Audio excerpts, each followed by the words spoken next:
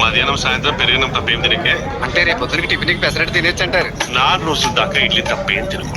అది కూడా పందారు వేసుకుంటున్నా.